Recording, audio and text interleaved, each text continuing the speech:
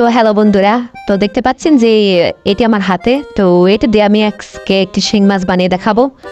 তো ভিডিওটি ভালো লাগলে অবশ্যই বন্ধুদের সাথে লাইক কমেন্ট শেয়ার করবেন এবং পুরো ভিডিওটি দেখুন যে আমি কি জাদুটি আপনাদের দেখাই। ভালো লাগলে অবশ্যই সাবস্ক্রাইব করবেন, লাইক করবেন, শেয়ার করবেন।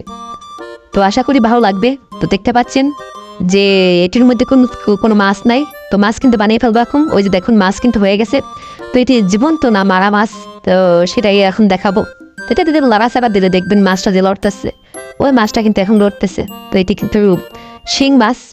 তো আমাদের বাংলাদেশে এটি শিং মাছ বলে, অন্য অন্য দেশে অন্য অন্য নামে পরিচিত।